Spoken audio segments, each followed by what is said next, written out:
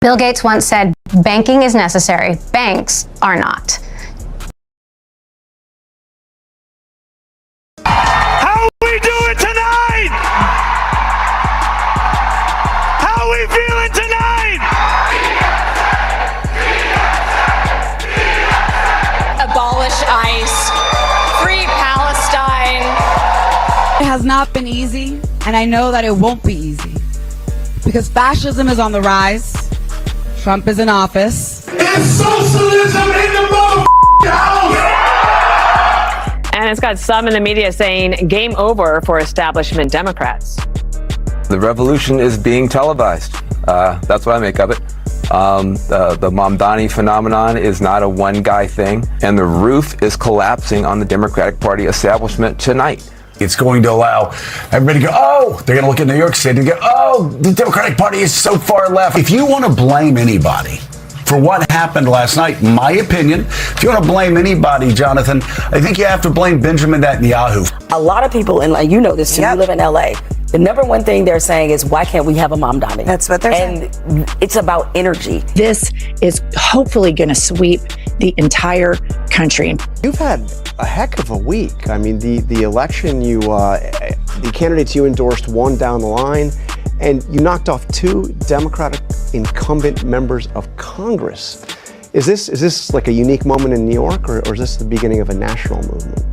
I think we are seeing a hunger that is not just felt by New Yorkers, but frankly by Americans from coast to coast for a new kind of politics, one that puts working people at the heart of it. And I think for far too long, what we as a party have been able to say to New Yorkers who are struggling is simply to explain why they're struggling, not actually offer them a vision for how to make life better. And these candidates, Brad, Daria Lisa, Claire, they ran campaigns that spoke to working people and that said life in the nation's most expensive city need not be this way any longer. And I can't wait to have them as partners in DC in that work. Democratic Socialists starting to look ahead to the 2028 presidential race after victories in this year's congressional primaries. Their agenda includes getting rid of the United States Senate, letting Congress choose an executive and judiciary to replace the president and the Supreme Court, amnesty for all immigrants, ending deportations, defunding the Department of War, a wealth tax, and passing a Green New Deal, among others issues there that you see up on the board.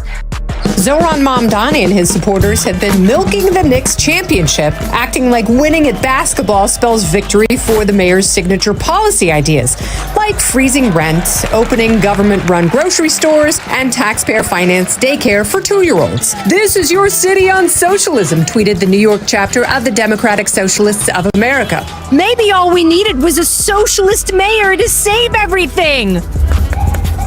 Or maybe not. These past months have shown us anything. It is that socialists not only understand economics just as well as the capitalists who came before, but that we can solve their years of mismanagement through an embrace of our principles. So Mamdani comes out and says, guess what? We've officially balanced the budget. And all the socialists are like, dude, the guy is crushing it. What a freaking rock star. And then is this the video talking about he balanced the budget? Yep. Go ahead, Rob. New York, it's executive budget season. And I'm proud to announce that our city's budget is fully balanced. This budget isn't just about numbers on a page. It determines if our libraries get funded, if a street is safe to cross, if snow is actually shoveled after a storm. And you deserve to know exactly how we got here. We inherited a $12 billion budget deficit. We are speaking about a fiscal crisis at the scale greater than the Great Recession. Was the Great Recession? Great Recession. Many said the only way out of this was slashing services and passing an austerity budget. We rejected that. After months of painstaking work, that deficit is now zero. Our city is now on firm financial ground. We achieved this in 2 major ways: increasing revenue and support from Albany, and cutting waste and finding savings here in New York City. Thanks to Governor Hochul, State Senate Majority Leader Andrea Stewart-Cousins, Assembly Speaker Carl Hastie, and months of organizing from New Yorkers, we tax the rich. That tax alone will raise $500 million per year. And that's not all. Thanks to Governor Hochul and our partners in Albany, we finally got a better deal for New York City. We're getting billions more from the state to help tackle the gap. In other news, Mayor Mamdani announcing today his plan to tackle a whopping $12 billion deficit. And it involves taxing some of the wealthiest New Yorkers. Fox 6's Haley Fixler is here with all the details. Hi, Haley. Hi, Steve, Natasha. Yeah, so there's a lot to unpack here. So let's start at the very beginning.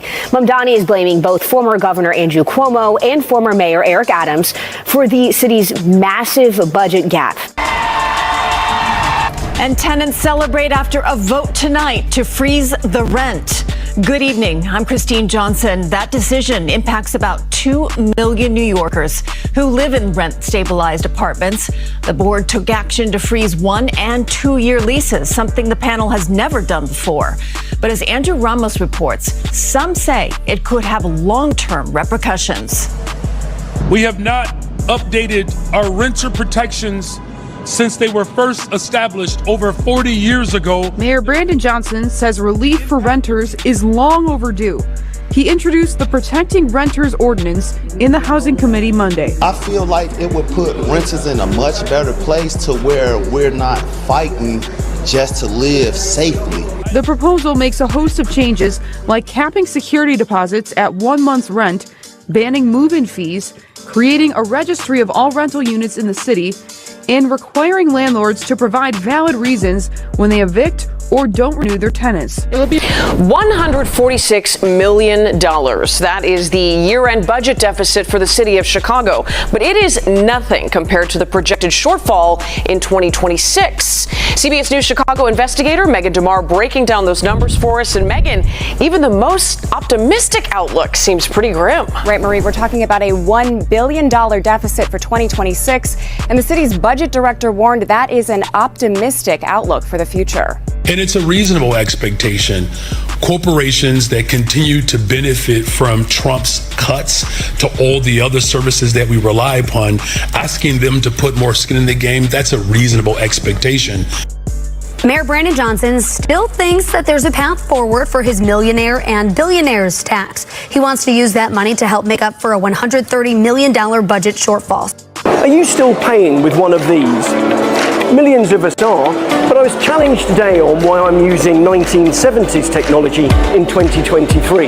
How we move and save and store money and access credit has never been easier or safer or more accessible for millions of people. Mainly down to mobile wallets such as these and technology. That's why Transform Talks, the thought leadership interview series, has come here to Shanghai and Huawei's Intelligent Finance Summit to explore the digital transformation of banking. Gates once said, banking is necessary, banks are not.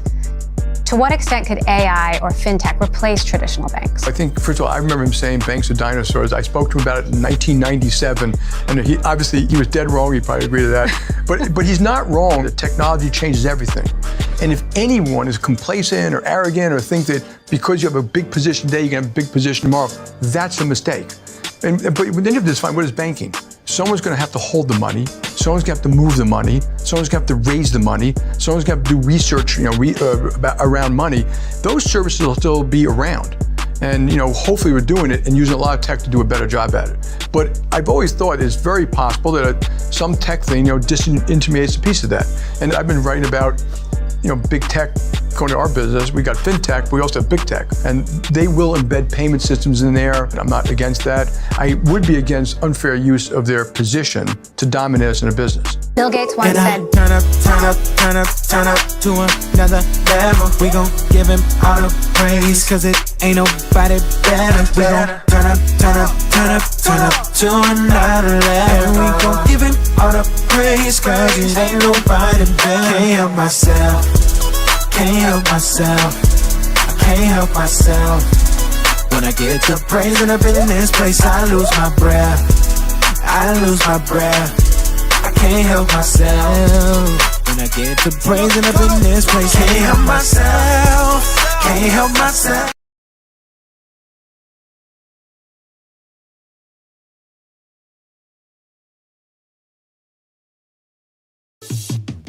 Why they party? I'm in here grinding. Money I'm stacking. Why they rock diamonds? I can't relate to them, ain't much in common. I set a goal for me 2 or 3 commas. 7 figures, 8 figures to 9 figures. On a slow pace to get rich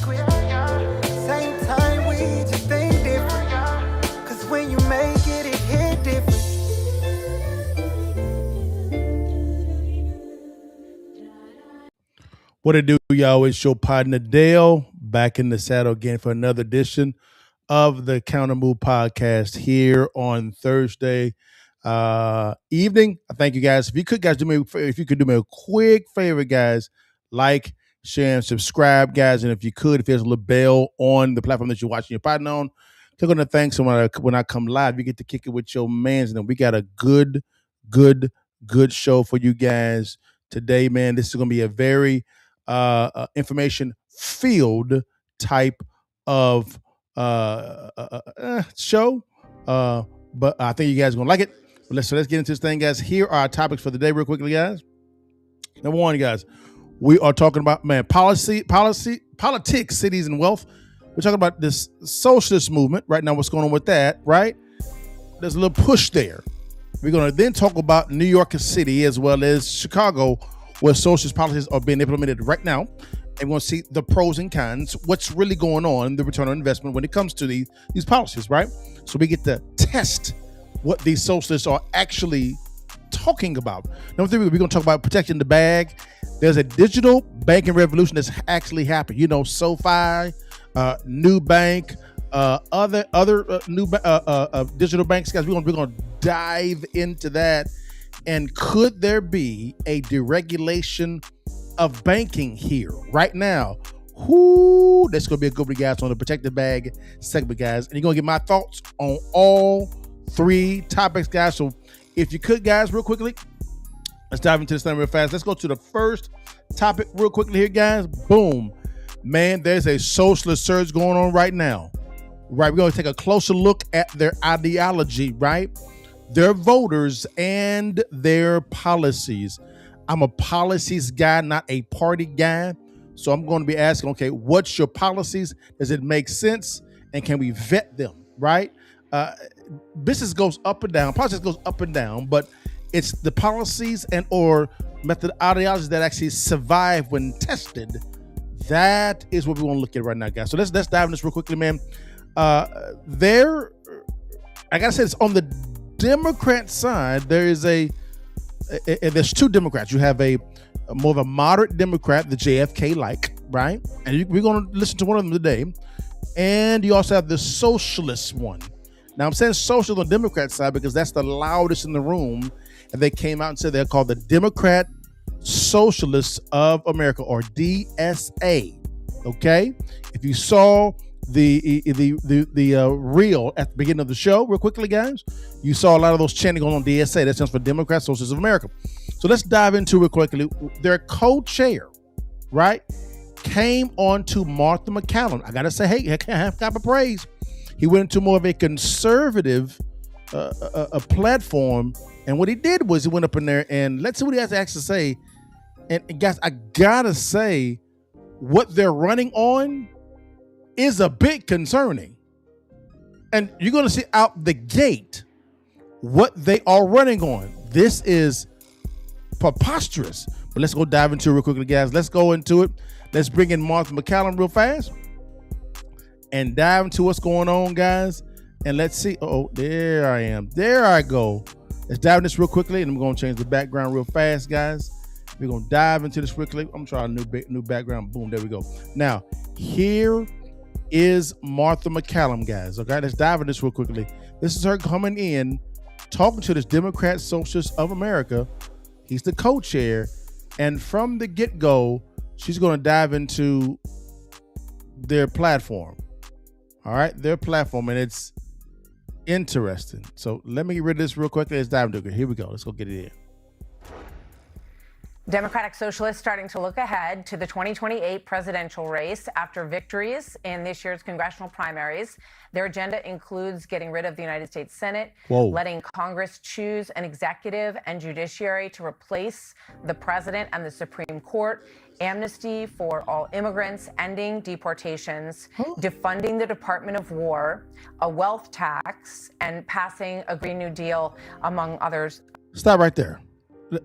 Let's dive into this real quickly. This is preposterous. But let's dive into this real quickly, guys, real fast. All right, listen to this. They want to let's make it a little bit smaller. They want to eliminate the Senate. Like, that's Article 1, I believe, of the Constitution. Because the Senate is a part of the legislative branch. They want to eliminate it. Like, get rid of it. Number 2, they want Congress to choose the president and the judiciary. So they want to give all authority to one branch, which is really one half of one branch, which is the House of Representatives. Let's go back to the Senate now. The Senate is what makes things fair for those smaller states. For instance, Texas, guys, is the second largest state in the union, behind Alaska. Okay, behind Alaska. Now get this. Let's get this, guys, real quickly here. Boom, here we go. Here we go. Let's do it this way. Guys, Texas has 2 senators. Delaware is significantly smaller in size and population than Texas. But Delaware still gets 2 senators. Delaware has less congressmen or women than Texas because of the population, right? But they have the same number of senators. That's done for a reason, to even the playing field for both sides, right? For both the smaller and the larger states. These Bamas want to get rid of the Senate. Like, entirely. We ain't done, y'all. They want to amnesty for all immigrants. No illegal immigration. Everybody's legal. End all deportations, right? Defund the Department of War, which means to fund the entire military. We can't defend ourselves. Nope. Establish a wealth tax. Yep. Nationwide, right? And then lastly, pass of the Green New Deal. We know that crap doesn't work at all. At all, guys. This is crazy town. This is ludicrous. What they are proposing, guys. Don't make no damn sense. What up, Susu? I see you, baby. That's my little sis. What's up, baby? How you doing, baby girl? Good to see you, baby. But y'all, this is crazy town, y'all. Y'all, if y'all could go follow Hot Mike Suni. Y'all, you will not be disappointed at all. Susu is one of the great ones, guys. One of the great ones. Go follow Susu, okay? Suni. All right, guys. I call him Su. I call her Susu, but her name is Suni. Hot Mike Suni. Go follow, guys. You'll love her to death, guys. She pulls no punches at all, guys. She keeps it real. All right, but that's what's going on, guys. That's what they want. So now we get their whole platform is to eradicate the entire Constitution. That's the platform. Now, let's get into it, guys. Here's Martha McCallum. Let's go. Let's get it in. Issues there that you see up on the board. So with that, we bring in Gustavo Cordillo, co-chair of the New York City Democratic Socialists of America. Thank you for joining us. Obviously, this is a really hot topic right now. Thanks for inviting us. Thank you for being here. We were just talking in the break, and we were saying hello to each other. Your family came here from Peru, really in the middle of the heat of the Shining Path. They were Maoist, communist guerrillas in Peru. So why did your family come to America? The economic situation in South America and in Peru was in a really bad place. But I think that much of what we could say is responsible for that actually was the imposition of capitalism, and American imperialism in many cases is actually what brings immigrants to the US coming out of Latin America. And so they come here because they don't like the imposition of American imperialism in the country that they're in? Yes, in many countries. So they come here. In many countries, there have been undemocratic coups that have destabilized countries. Notice how Martha McCallum said, wait a minute. So you're saying that the reason why, let's say your family came from Peru is because of America coming in and destabilizing your place, your country. And then he says, so because of that, we came to America. So she said, wait a minute. You're blaming America for Peru being the way it is. So you came to the country that you blame for the problem. That's what he said. That's exactly what he said. Let's keep going, y'all. Don't make no sense at all. Let's keep going. Let's get it in. And that's pushed people out. Oh, well, you would think they would want to go somewhere that wasn't imposing that on them. Correct. If that were the case. But it's interesting because the shining path, if you look at what they wanted to overthrow the democratic institutions in Peru. They wanted to abolish capitalism in Peru. And we see some of those same threads in the DSA in terms of what it stands for. And one of the things is very basic. We've just celebrated the 250th anniversary of the country. And one of the most basic things is Article 1. In our Constitution. Are you in favor of abolishing Article 1 of the Constitution? Article 1. No, we support a democratic route to transformative change in the United States. We think that we need to put the working class before the billionaire class. So you don't want to abolish the Senate, the United States Senate, because that's what Article 1 is. The United States Senate is an undemocratic institution. Whoa. It gives more representation to people in smaller states than to the 30 million people in California. So you've got the House of Representatives, which is population. Notice what he said, guys. Notice what he said. He said that he believes the Senate is not democratic, right? It's not democratic. And what he's saying that it gives representation, right, to the smaller states, which is equal to like California.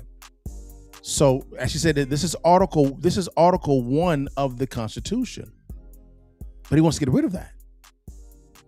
He wants to get rid of the Constitution. They want to destroy it. Let's keep going. It gets worse. It gets worse.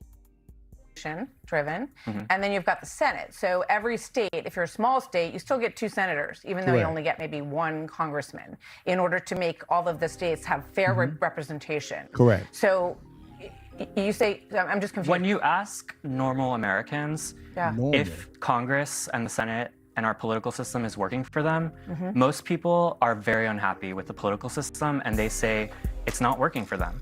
When we think about the 250th anniversary of the United States, and we think about our proudest moments in US history, I think of times like when ordinary people rose up and they changed the Constitution to abolish slavery, to give women the right to vote. Everyone's proud of that. And that's a nationwide pride in the country. Correct. But back in those moments, those were considered radical movements because those people dared to say we need transformative change in the United States. Right. And I well, think we that struggle to become a more perfect union. But I just want to ask you again, do you want to abolish the United States Senate? Because you said you approve of Article 1, but then you said you didn't think the Senate works. We think that the Senate should be reformed, that we should have a more democratic government system.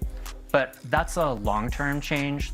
So hold on. So the current Constitution, in his opinion, does not operate from a democratic standpoint by balancing out in the Senate, which is a check on the House, right, to give the exact same representation that the smaller states have with the bigger states, by all states having 2 senators. He says that's not democratic, but he said that that's the long-term view. So this thought out. Let's keep going. It gets worse. It gets worse. We're seeking, and in the short term, we're focused on issues like affordability, like freezing the rent, which we've just done in New York, like in creating a universal childcare system, which we're also taking steps toward doing, like fixing our energy grid. In 2023 here in New York, we passed the Build Public Renewables Act, which would create publicly owned renewable energy to have a more reliable, cheaper, cleaner energy grid. These are our immediate term demands, where we do have a long-term horizon where we do want to democratize our government, but in the short term, we're focused on affordability. We're focused on a working-class economic agenda. The question is, how does the government become more democratized if the government takes over more of the power? Good question. So, for example, here in New York, if you have government-owned grocery stores, right? And that was what Mamdani promised. I know you were supportive of his election, and I interviewed him here. So they're up like breaking ground on one grocery store so far. It's going to cost $30 million to build a grocery store. In what world does it make sense to build a $30 million grocery store and put competitive pressure on the bodegas that are in the neighborhood? I think that what we saw in the mayoral campaign is the mayor was able to build a movement that inspired people to believe that we... Notice he goes right back to talking points. Every time it's talking points. No substance, no nothing, all talking points. Just listen to him. No fact, no nothing. Let's listen to him. Could have a government that works for ordinary people, that is actually responsive to the working class. Inspiration's great, but if you're the bodega owner, how would you feel if the government opened a big grocery store right next to your bodega? If one publicly owned grocery store that brings prices down in the neighborhood is enough to put someone out of business, then maybe they shouldn't have been in that business in the first place. Wow. Wow. My dude said, if the government decides to build a $30 million grocery store, which to me is too damn high, that means the person that's doing this, don't know what they're doing with business unless they're grifting. So they're grifting. He said, if one store drops out the bodega, which is a smaller store, out of business, maybe they should be in the business at all. This is their thinking. Very entitled, very matter of fact, as if they know and they own no business. These are former rappers. They have these trash degrees, these trash doctorates, these trash master degrees. But because of these degrees, they think that makes them smarter than you. Very Machiavellian. It gets worse. Interesting. Let's play, let's look at the big picture for a second here, and play this from Marco Rubio, because his family came from Cuba. You were talking about your family coming from Peru. So that's enough there, guys. We're gonna pause right there because of the fact that we gotta get into this. We gotta get in this. This is another person. All right, y'all think this is another? Let's go get rid of this cat. All right, here is another representative of the DSA. The Democrat Socialists of America, that's their name. They're going by that name. Here's another person that actually talks about them actually getting rid of the Senate, y'all. They ain't playing no games, y'all. They want the Senate, they want that thing gone. They want it gone, right? Let's get into it. Here they go. Let's see if we can get this bigger. I think I can. No, I can't. No. Here we go. Oh, hold on. Let's go back. I want you to get all this. There we go. Here we go. We just don't see the point of the Senate. Historically, it was meant to serve very wealthy people who owned a lot of land. So would you like to abolish the Senate? That's part of our platform, and we don't think that's extreme. These people don't have a foundation of what our republic was built on. You can't get rid of the Senate. It's constitutional. Correct. We don't live in a democracy. We live in a constitutional republic. Exactly. And then they say that the Senate is not for the people. I'm sorry, that's literally the reason for the Senate. It is so states have equal representation. You never hear about the Canadian dream. You never hear about the UK dream. You never hear about the Venezuelan dream. We just don't see the point of the Senate. Historically, it was meant. So they're saying the Senate was actually made for the rich. Not for the people, for the rich. And I'm saying to them, this is how dumb this is, right? The stupid this is. You can't get rid of the Senate because they are part of Article 1 of the Constitution. They're part of the legislative branch. Hello, McFly. This is what they think, guys. We not finished, y'all. Let's actually go to one of their voters, guys. What do their voters think? So now we got the platform. Let's go to their voters. Go to their voters, guys. That's what their voters got to say real fast. Here's one of their voters. You know what I'm talking about? One of their heavy hitters. Let's see what's going on, what she thinks about this whole thing. Let's get into it. Here we go, guys. Here we go. Let's get it. Oh, come on. Hold on one sec. So you said you're a socialist? Yeah. Oh God, am I gonna get roasted? Yeah. What we're asking people today is, what do you think about Zoran Mamdani's plan to tax the billionaires and to create a more equitable tax structure in New York City? I love him. It's unbelievable. Shouldn't we all be more equitable? Well, let me ask you this. So there's about 1,000 billionaires in the United States. Okay. If we taxed them 100% and liquidated all their assets, we could fund the federal government for about 10 months. What do we do after that? But that's not how the government works. Also, no one needs to be a billionaire. The amount that you could fund over time by taxing a portion of their income would house people, it would provide them health care, it would do a lot of incredible things. Why? What do you think? I think that would be a bad idea. I think even a marginal increase on taxes de-incentivizes business growth. Why do you think it's a bad idea? Because it de-incentivizes business growth. So we actually limit and reduce economic activity. It's individuals who monopolize a portion of, not a portion, they monopolize most of the income for individuals. And actually, if you want to make a more equitable society, you should increase economic mobility for individuals so then more of them can be active members of society rather than a couple of people hoarding majority of the wealth. That's what free market capitalism does, right? Because what they're doing is they're creating businesses and creating jobs for people that creates economic growth. And also, they're already paying 40% of the taxes in this country. The top 1% is. So I think I would rather have New York City a business hospitable environment so people aren't fleeing to Florida and Texas. But that's such like a crock of shit. People aren't actually leaving. Ken Griffin, just last week, said he's leaving. One individual? No, a lot of them are. And actually even Kathy Hochul from New York State said that she wants the people to come back who have left so they can afford to fund the social programs here. I need people who are high net worth to support the generous social programs that we want to have in our state. If you want to be supportive, but maybe the first step should be go down to Palm Beach and see who we can bring back home, because our tax base has been eroded. I mean, Mamdani has a $12 billion budget deficit. How is he going to close that without asking Kathy Hochul, who has the same problem? They've driven people out of New York with high tax policy and anti-capitalist policies. Are you a billionaire? No. Good questions. Do you aspire to be one? Millionaire. Okay. Millionaire. I don't need to be a billionaire. Thank you, Matt. All right. Oh, I'd love to hear more of your thoughts. But Good, thank you. all right, thank you. All right. I wish that conversation could have gone on longer. She's got to do some research. Yes, she does. That's their thinking. Socialists are mathematical morons. Notice she had no rebuttal at all to anything mathematical. Nothing. All talking points.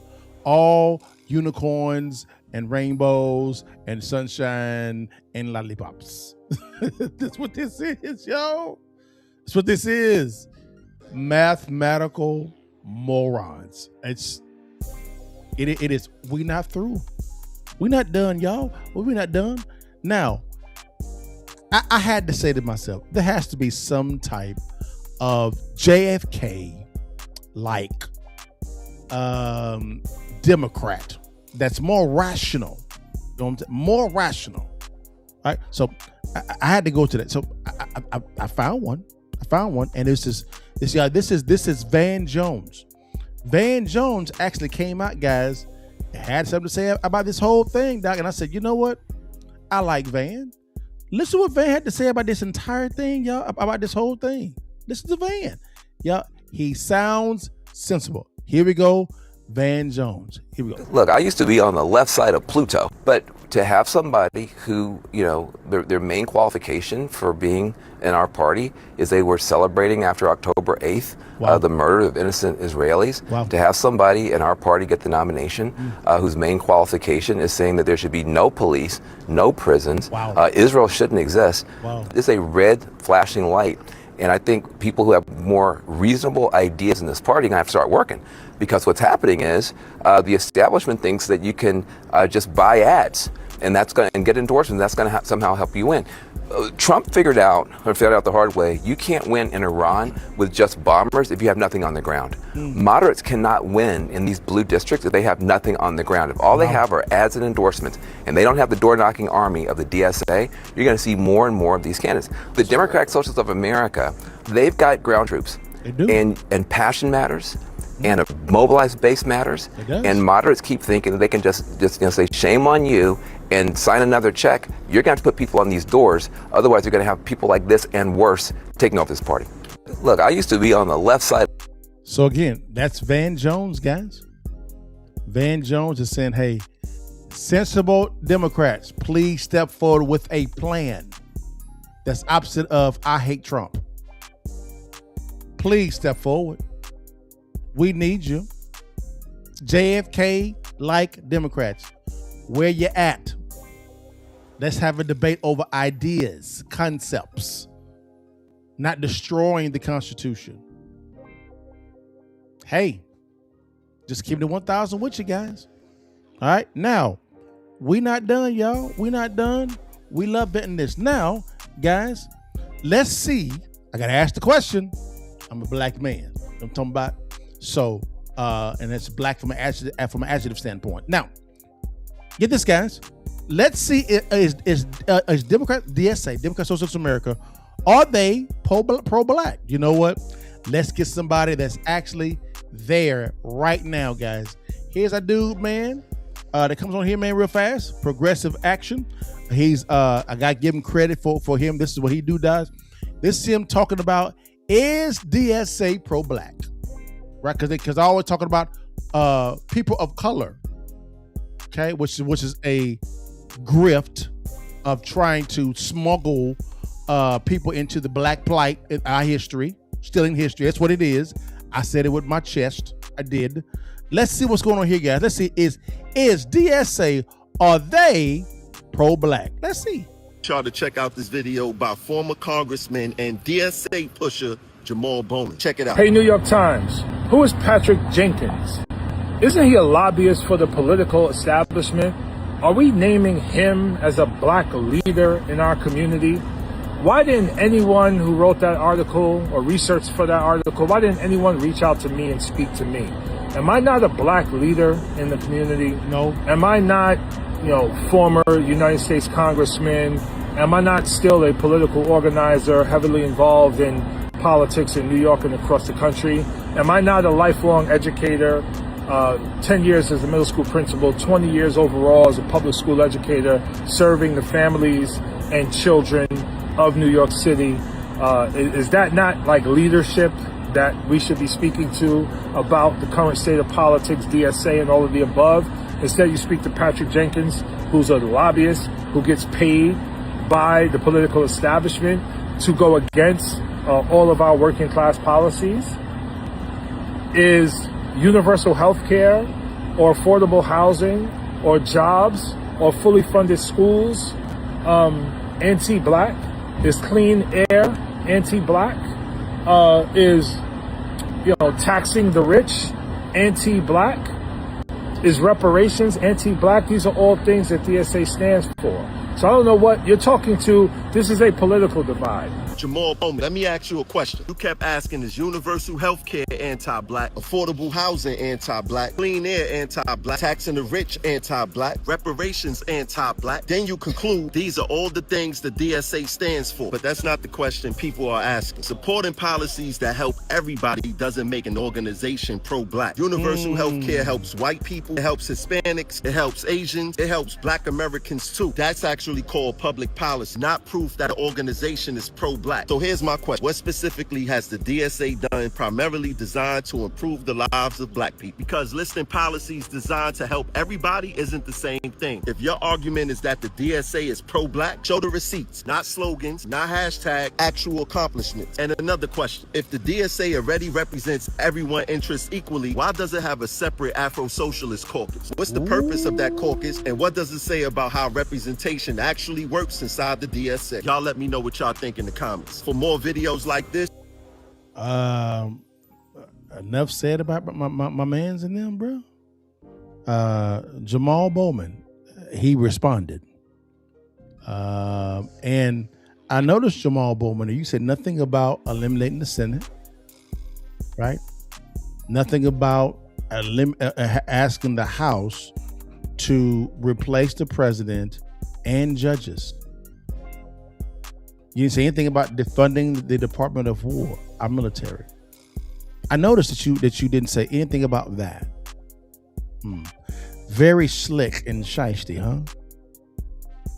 Do you see how they are smuggling in under the guise of affordability with their real agenda is to destroy the Constitution?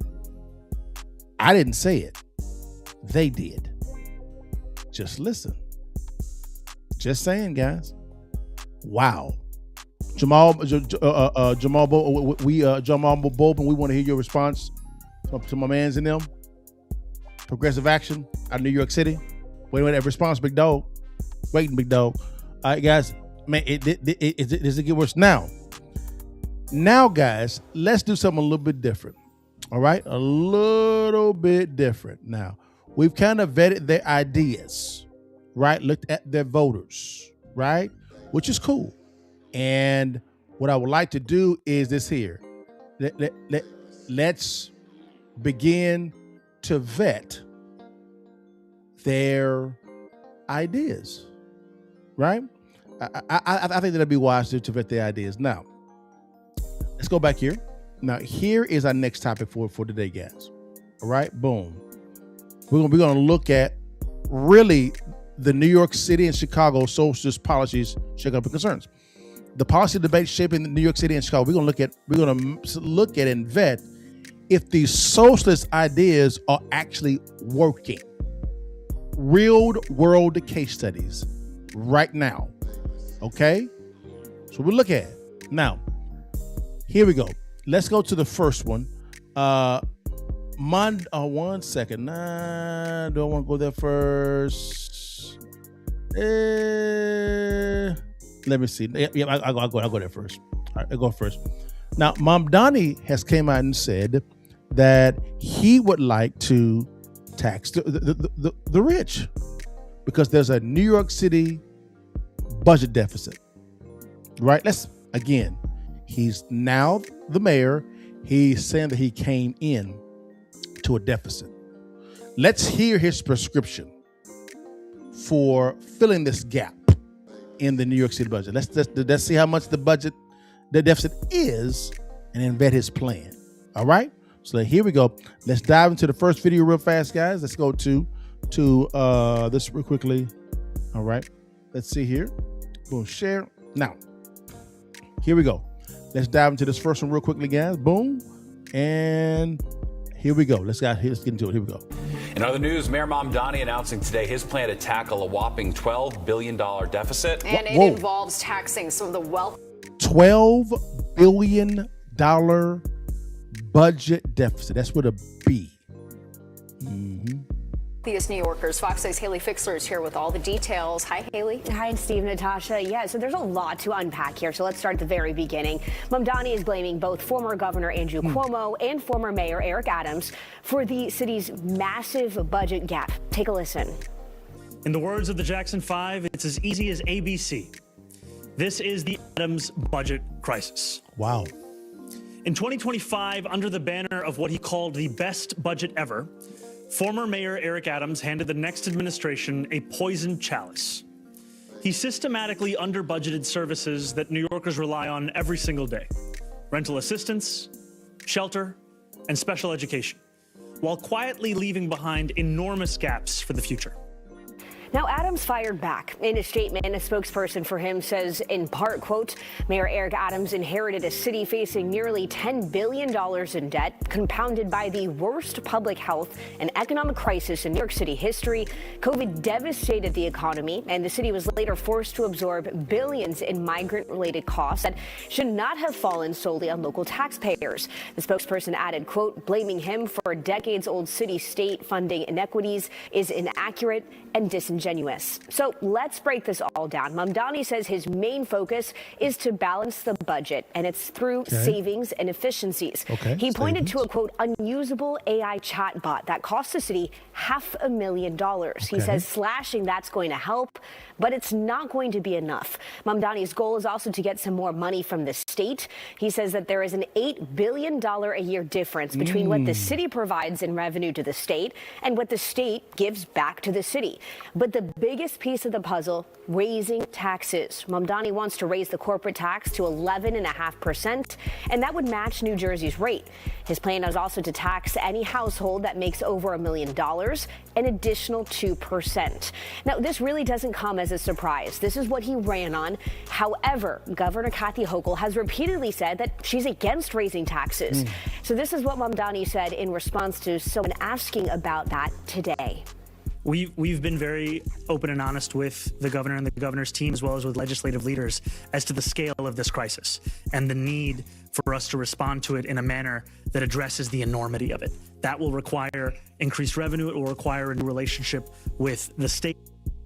Now, Mamdani also downplayed concerns about a mass exodus of New Yorkers' wealthiest residents and businesses should taxes in fact go up.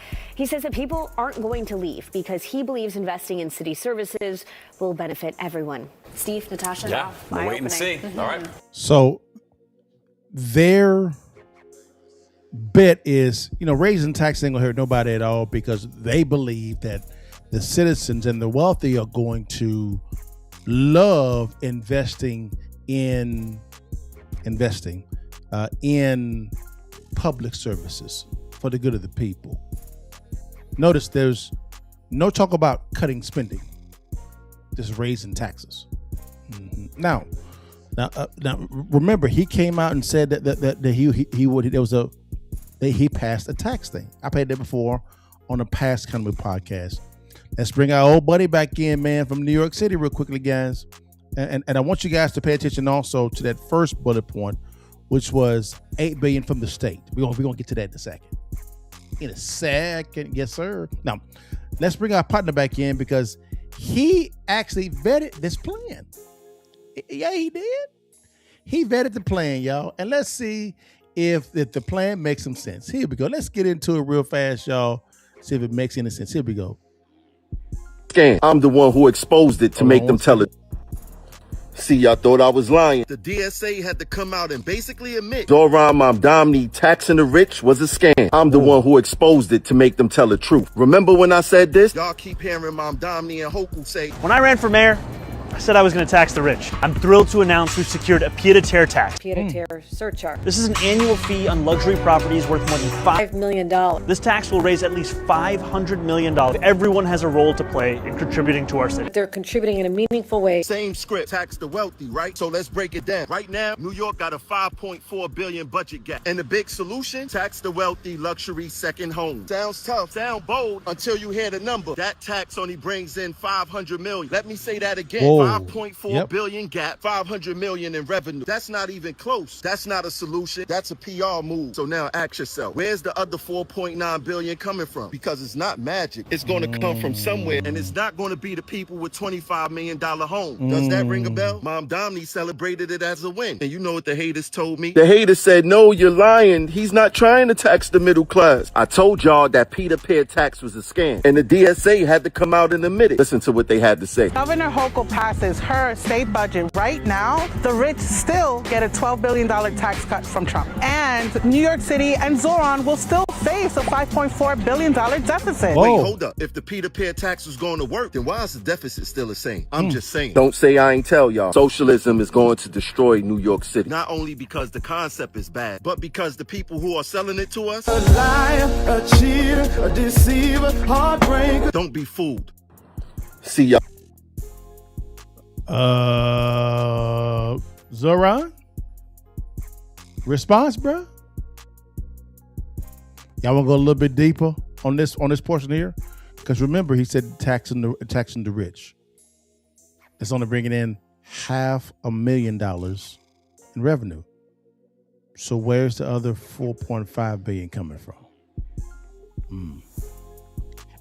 Them numbers, something serious, guys. All right, let's go a little deep on this real fast, guys. Remember they talked about how the rich, they were going to do a pied-à-terre tax on these luxury places. Those luxury places, guys. Well, there's some rules in place for that type of tax. Let's dive into the rules real fast and really see if this is BS, right? Let's go through the numbers. And PR, or is Zoran telling the truth? From what our partner from Progressive Action said in New York, it was a scam. Let's get into it. Here we go. Let's see what he had to say. Let's go. Well, today, we're taxing the rich. I'm thrilled to announce we've secured a pied-à-terre tax. Mayor Mamdani, great idea, but you do have one big problem. The billionaires you're trying to tax may not even qualify because New York City's system is so broken. A penthouse sold at 432 Park Avenue for $87.7 million. The city assessed it at $1.6 million for tax purposes. Sting bought an apartment for $65.7 million, assessed at $1.89. President Trump's personal apartment in Trump Tower, the city assessed it at $2.6 million. Wow. Little unfair. Missing the mark for the $5 million cutoff for the pied-à-terre tax. While these luxury condos are assessed at a fraction of what they're worth, rent-stabilized buildings down the street pay nearly 5 times more in effective tax rates. 5 times more. The tax system in New York is protecting the billionaires that Mayor Mamdani is trying to tax and punishing the buildings that house working-class New Yorkers. Mayor, I'm with you on this tax rate proposal, but if you don't fix the property tax system, you're going to miss half of them. Let's fix the system. Mayor, the math ain't mathing. It's not mathing at all. We heard Governor Coco said any buildings worth $5 million or above. No, she said worth, not county assessed. Words have meanings. She said worth, giving you the illusion of if they're going to offer the valuation via an appraiser. Oh no, they go off the county assessment, which is significantly lower than the appraised value. And my mans and them just went through the numbers. How the ultra rich real estate is appraised at a higher price point, which is proper, but the county assessed at a lower price point, well under that 5M. But those apartment, stable apartments, which we'll get into in a second, they're 5 times assessed at a 5 times higher valuation from the county and city standpoint than the wealthy's apartment complexes and their units. Scam, y'all. This is a scam.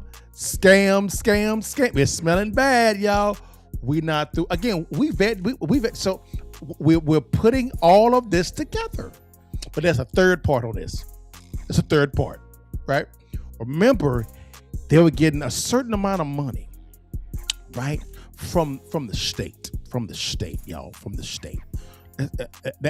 That's very important because my man to them was bragging again a little bit. Your boy Zoran, my man love that camera boy. And so let's bring it in real fast. Hey, let's talk to this guy. Let's see what he says about the $8 billion. See about that. Remember that bullet point from the newscast. Numbers. Let's get into it. So Mamdani comes out and says, guess what? We've officially balanced the budget. And all the socialists are like, dude, the guy is crushing it. What a freaking rock star. Killing the game. And then behind, is this the video talking about he balanced the budget? Yep. Go ahead, Rob. New York, it's executive budget season. And I'm proud to announce that our city's budget is fully balanced. Whoa! This budget isn't just about numbers on a page. It determines if our libraries get funded, if a street is safe to cross, if snow is actually shoveled after a storm. And you deserve to know exactly how we got here. We inherited a $12 billion budget deficit. We are speaking about a fiscal crisis at the scale greater than the Great Recession. Was the Great Recession? Great Recession. Many said the only way out of this was slashing services and passing an austerity budget. We rejected that. After months of painstaking work, that deficit is now zero. Our city is now on firm financial ground. We achieved this in 2 major ways: increasing revenue and support from Albany, and cutting waste and finding savings here in New York City.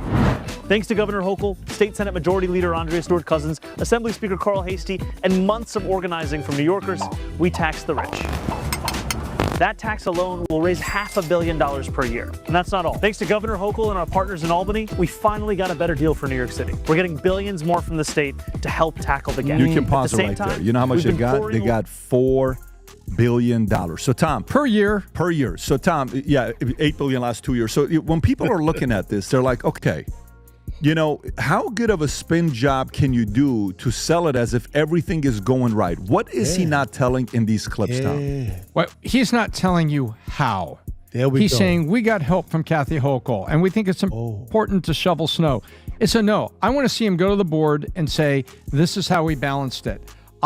Because, number one, he had a surplus from Eric Adams, who you know, Pat, and has spoken to us. So we're not out of school here. We had direct conversation with Eric Adams. We know about the surplus that was brought in. Then he gets money from Albany. Guess what? That's not balancing the budget. That's Brad and my daughter our daughters call us from college, and she's spending $500 more a month. I agree to give her $400 more a month. Brad gives his daughter $400 more a month, and then she meets a nicer guy, and he starts paying for dinner. They didn't balance the budget. They just moved things around. Correct. And other people helped. That's what's going on. And then this guy here, I quoted this study, and then this guy comes to the microphone 2 days later about education in New York is not getting any results. So he didn't tell people how and what he did. He leaves out the fact that supposedly, what was the gap from Eric Adams? The exact number, 3.6? Rob, tell me what that gap was. Because if he gets $12 billion, and he claims that was 469. I don't know why I think 36 could have been. That's what I'm saying. Please fact check me what I'm remembering. What Eric Adams left him. Eric Adams left him $5 billion. Yeah, I thought it was 469. Okay. Yeah. So 5 and 4 from the state is 9, which means what did he cut and what did he change? And then he got $500 million from. So let's do it. 5 and 4 is 9. $500 million from the millionaire tax is 9.5. And so $12 billion deficit, he only had to find $2.5 billion. What sleight of hand did he do with pensions? I want to know. What did he do with certain services? He's quoting that we have all these services. Where's the rest of it? I want to see it because it shows that they actually did nothing. Correct. What percent is 9.5 on 12? He says he taxed the rich. Yeah. What'd you say? 9.5 on 12 is what percent? 75%. 75% came from somebody else. Yeah. He didn't do it. So, Mr. I'm the great mayor in doing all this. This is sleight of hand. I'm just getting upset. Brandon. So all Zoran did was he borrowed the money from the state and then claimed, hey, I balanced the budget. That's all he did. He claimed that he balanced the budget. All he did was just borrow the money from the state. We walked through the numbers. That's all he did. That's all he did.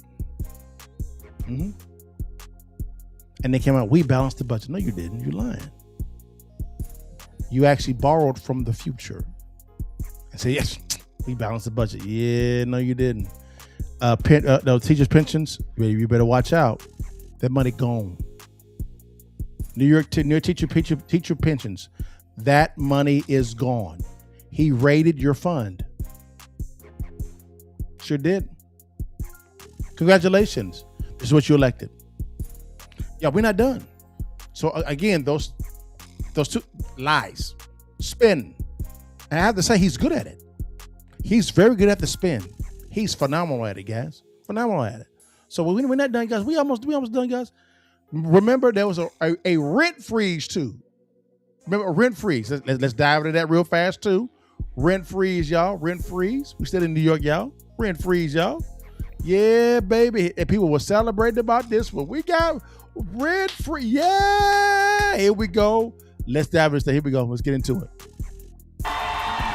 And tenants celebrate after a vote tonight to freeze the rent. Good evening. I'm Christine Johnson. That decision impacts about 2 million New Yorkers who live in rent-stabilized apartments. The board took action to freeze 1- and 2-year leases, something the panel has never done before. But as Andrew Ramos reports, some say it could have long-term repercussions. Really? The motion passes. An auditorium packed with tenants erupts in a thunderous applause at El Museo del Barrio in East Harlem, following a historic vote to freeze rent for nearly 1 million rent-stabilized apartments. The city's Rent Guidelines Board delivered the 7-1 vote Thursday. remember, guys, these are the same rent stabilizing apartments that the city is assessing at 5x the value, taxing them at a higher valuation. So not taxing the rich on the pied-à-terre tax, but taxing these rent stabilizing apartments. These are the apartments. Here we go.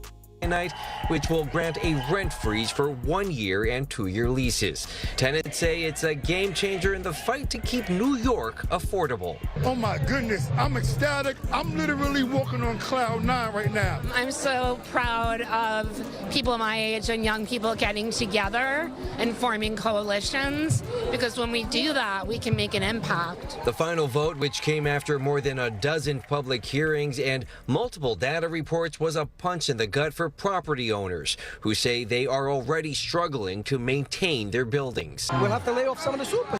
Only choice. It's a business. People don't get it. Housing has costs, and this has become a political game. Mayor Mamdani, who made freezing rent a centerpiece of his mayoral campaign, now fulfills a campaign promise. In a statement, the mayor said in part, "This is the relief that working people across our city deserve."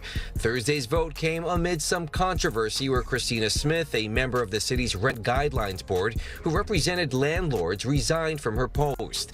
She suggested that the vote's outcome was already decided by the board, where 6 of the 9 members were appointed by Mayor Mamdani. But the mayor insists the RGB is independent. While the vote may be popular with tenants, experts say the long-term impact may cause more problems than solve them. We have a housing crisis, not just a rent crisis, but we're going to have a housing supply crisis as well. And that may only get worse if we don't find ways to keep these buildings standing and operating in a decent condition.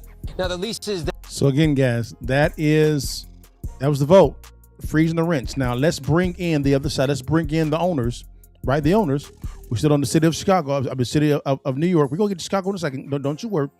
And let's see what the tenants or what the landlords are saying about this entire thing real quickly, guys. They went on to Fox and talked about this whole thing. Here we go. Let's get into it. Arthur McCallum pressed the co-chair of the DSA's New York chapter about the attacks. Here it is. Landlords in New York have been making a 12% return on their investment on average. How much should they make? What's fair for the landlord to make if you don't like 12? They're complaining that 12 is not enough. And we don't think that anyone should have a constitutional right to double-digit returns on their investment. That's why we've implemented... No one should have a right to a double-digit return on their investment. No one has a right. That's not... No, what are you talking no about? one's in that's not in the Constitution, but what we see is that when we implement a rent freeze, we have landlords who are idiots crying that the government is going to put them out of business. Well, I heard that and said I want to talk to some landlords. So let's bring in Jose Tour and Natalia Bonanno, New York City landlords, and it's so good to have you here. Let me just kick it over to you, Natalia, because when you saw that and heard that, what was your first thought? I mean, I don't know where they're getting 12% from. I know, a lot of people refer to the NOI figure that came out recently, and What's NOI? Net operating income. Okay. That doesn't take into account our mortgage and insurance. Our so he's taxes just that getting we it pay. wrong on the number. We Right. have a number here that said the average profit for New York City landlords in rent stabilized units is $688 per month, and that's up 6.2% from 23 to 24. That doesn't include your costs, right, Jose? No, not at all. And he's not speaking for rent stabilized properties, which is the properties that we own, which are severely distressed because our costs are so high and rents typically are way below the average of the market rents. And when you say they're distressed, Natalia, does that mean you have to do a lot of repairs? Yes, and rent stabilized apartments that are rent stabilized because they're built before 1974 have a much lower increase and much lower rents, and they typically need the most work. Most of our buildings were built at the turn of the century, early 1900s. They seem to want to villainize you, and you are the ones providing the housing. But you have a long history of being here. I think that they don't understand who the landlords are. Like, they think that it's like the Wizard of Oz. Yeah. Tell me about your story. So, guys, they're going to go into a little story, and that's all good. We're going to bypass that real quickly. Now, let's see what's really going on in the New York City real estate landscape, guys. Let's bring in another individual in New York, right? Let's talk about what's really going on. Not the spin, what's really going on, guys, with the real estate here, guys. Let's dive in this real quickly here. All right. Here is a gentleman here that is going to talk about what's going on in New York. Let's get to it. Here we go. Board's own data says 10% of the housing stock is in financial distress. That's 100,000 apartments. For comparison, NYCHA has 177,000 apartments. Also, the Rent Guidelines Board's definition of financial distress is literally your rent is below your expenses. I would argue you're in financial distress well before you reach that point. Correct. So it's likely 200,000 or 300,000 apartments. And what I'm saying is a rent freeze against that backdrop, against this housing stock that's been struggling, only threatens to put more buildings in financial distress. And how is that pro-tenant to bankrupt the building tenants are living in? Where are their options after that? So what you're really saying is that if you bankrupt a building, then the conditions get worse. Absolutely. The Rent Guidelines. So again, guys, that's the regular guys don't make no sense at all. This makes no sense at all. We're not done, y'all. We're not done. We're going in tonight. Now, guys, let's go into again a little bit more deeper into what's going on in this real estate game of the full rent stabilization properties. Those properties alone. Here's another gentleman I'm going to bring in. These are fellow New Yorkers, experts in the field, right? Expert in the field. And we'll talk about this a little bit more. Let's get into it, guys. Here is more of it. Here we go. Come on now. Here we go. Boom. Rent on 1 million apartments, and it just guaranteed the housing crisis gets worse. Let me show you the math. Last week, the Rent Guidelines Board voted 7-1 for a total freeze, a 0% increase on 1 and 2 year leases. First, 2-year freeze in city history. It covers 1 million apartments and about 2 million people. Here is what nobody is telling the tenants celebrating. They froze the rent, but they did not freeze the owner's cost. Correct. This year alone, insurance is up 10.5%, fuel's up 11%, and operating costs are up 5.3%, and 31% over 5 years. The income is flat while the bills increase. What does a landlord do when the math does not pencil? They stop investing in the buildings. They don't fix the boilers. They don't fix the roof. Maintenance gets deferred and the building slowly rots. 9% of these buildings are already losing money. This is exactly how you got the South Bronx in the 1970s. Right. And here's the kicker. This freeze does not build a single new apartment. The real problem is a 1.5% vacancy rate. Wow. A supply problem. Freezing prices instead of building supply is not policy. This is government intervention, and government intervention has a 100-year losing streak. Freeze the rent today, crumble the building tomorrow, follow for the development math that nobody is running. New York just froze the rent on 1 million apartments, and it just guaranteed the housing crisis gets worse. Let me show you the math. Last week, the Rent Guidelines Board voted 7-1 for a total freeze, a 0% increase on 1 and 2 year leases. First, 2-year freeze in city history. It covers 1 million apartments and about 2 million people. Here is what nobody is telling the tenants celebrating. They froze the rent, but they did not freeze the owner's cost. This year alone, insurance is up 10.5%, fuel's up 11%, and operating costs are up 5.3%, and 31% over 5 years. The income is flat while the bills increase. What does a landlord do when the math does not pencil? They stop investing in the buildings. They don't fix the boilers. They don't fix the roof. Maintenance gets deferred and the building slowly rots. 9% of these buildings are already losing money. This is exactly how you got the South Bronx in the 1970s. And here's the kicker. This freeze does not build a single new apartment. The real problem is a 1.5% vacancy rate, a supply problem. Freezing prices instead of building supply is not policy. This is government intervention, and government intervention has a 100-year losing streak. Freeze the rent today, crumble the building tomorrow, follow for the development math that nobody is running. New York just... So again, guys, these guys make the decision. They don't know what they're doing at all. At all. They have no, again, they're mathematical morons. They don't understand business, numbers, finance, nothing. These are dumb people. But guys, we're not done. Let's stay in New York. Again, we destroying all these myths. All right, let's bring our guy back to go a little bit deeper on what's going on in New York, guys. Let's get it in. Here we go. Interesting, because that's the exact percentage the mayor of New York City. The New York Knicks came back from a 30-point deficit in the finals, which is interesting because that's the exact percentage the mayor of New York City is raising the rents on the residents of these buildings behind me. So what's going on? This is Tracy Towers in the Bronx. It's an 871-unit Mitchell-Lama project built with the help of government to provide affordable middle-class housing. And when I say help, I mean a lot of help. Look at that. Look at that. Look at that, guys. No one can live in that. Let's keep going. In the form of cash. HPD gave these buildings $148 million loan back in 2016. That's $170,000 per apartment in debt. Wow. Current rents in Tracy Towers don't cover the loan payments and the operating costs. You can't afford it. Each apartment is losing about $100 a month. The math doesn't work, so the Mamdani administration is raising rents. Let's compare Tracy Towers with this building right here. The rents are about the same. The debt here is far less, but the property taxes are so high, the apartments here also lose about $100 a month. The math doesn't work on both buildings, but the mayor is going to freeze the rents on this privately owned building and raise the rents on this building that the government controls. And if this privately owned building goes bankrupt and the government takes it over and the math doesn't work, guess what they're going to do? Raise the rent. So again, guys, they said that they're going to tax the rich. They're not, because they don't make no sense. They said they're going to freeze the rents, but they're not taking into any consideration concerning the operating costs. I believe that they are, but they're not. I'll get into that in a second. And then third, what's happening is they're raising the rents on the same apartments. They're saying that they're freezing the rents. How that make sense?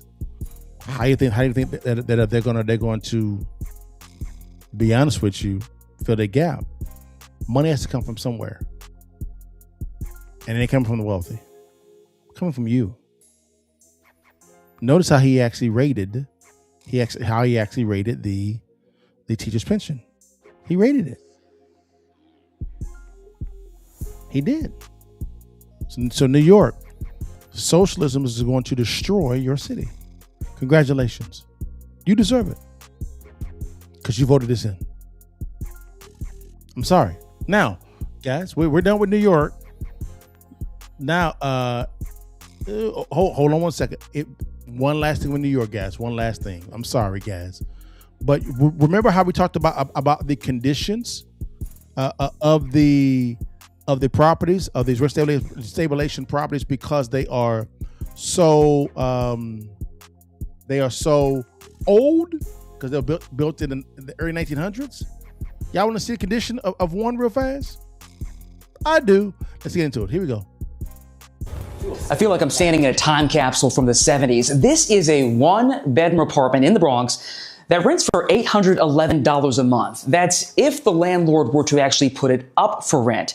This is a rent-stabilized apartment, but look around. The landlord says there is so much work that has to be done here to bring it up to code that it doesn't make financial sense to rent it out. The owner is deciding to lose less money by just keeping it vacant. Chipped and peeling lead paint, an outdated bathroom, and that red carpet, far from luxurious. Not exactly the red carpet people want to walk into. Kenny Burgos is the CEO of the New York Apartment Association and advocates on behalf of landlords who own rent-stabilized apartments, like this one in Mount Eden. It's been vacant since the last tenant moved out around 2021. Why is this apartment still vacant so many years later? Because the law today says that when the tenant moves out, you still, of course, before law and after, you would have to upgrade and renovate this unit and bring it up to the current housing standard of 2026. The difference is now the law says we don't really care what you spend. You cannot change the rent from the previous tenants. A 2019 change to the state's rent laws got rid of the 20% vacancy bonus, where landlords could hike rents for new tenants. It's really a crisis. Assemblywoman Linda Rosenthal, chair of the Housing Committee, voted for that bill. We found that with the 20% vacancy bonus, it was an incentive for landlords to harass tenants out. Finally, we righted the scales. Landlords didn't like that, and what they said immediately after we passed it was, we're going to keep apartments off the market. What do you say to that? I say, what do they then say to landlords who have already gone bankrupt, who've already been in foreclosure? Something definitely wrong here. The tug of war between landlords and tenants advocates leaves lifelong New Yorkers like Troy Williams caught in limbo. I live in a tier 2 shelter right now, and that's why I have a voucher now, you know? And I'm really trying to, get back to where I was this time 2 years ago. So just how many rent-stabilized apartments are sitting empty with low rents that need extensive repairs? Well, we actually just got an answer from the city's Department of Housing Preservation and Development. A survey found just under 2,500 units that have been vacant for a year or more, needing extensive repairs with rents below $1,000. Of course, these are units sitting empty when so many are desperate for an affordable place to live. Yes, sir. Again, y'all, stop. Thank you. Again, guys, that a New York City apartment. That's what's going on, guys. I don't know what's going on with my system now. It is again, guys. That's what we're seeing. I'm not saying this. This is what the residents, landlords, as well as tenants are actually saying. And also the local government in New York, that they're saying this. I'm not saying this at all. That's what they're saying. So again, whenever you freeze the rents, and look at the response here, both sides need to stop blaming one another and come together and begin to prescribe solutions. But it seems to be that the city and the landlords are at odds, and the only people that's actually suffering are the tenants.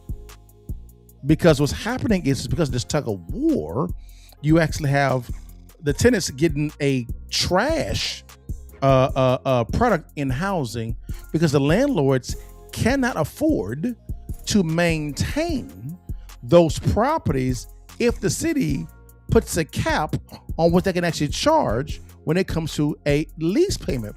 Normally the market prescribes that. That prescribes that. And what the tenants should do, what they should do themselves, is they should get a realtor or somebody that has a license, right, to pull a CMA of what the market rents are in said area. That takes into consideration the condition of the property, what's going on there, any upgrades. It goes into detail of what that is. And also, if you really want to confirm it, get an appraisal on said property, right? To confirm that. If I was the city, I would do that. I would say, you know what? You can turn in a voucher to where there's an independent appraiser through an appraising management company. This is what investors do now when it comes to buying properties.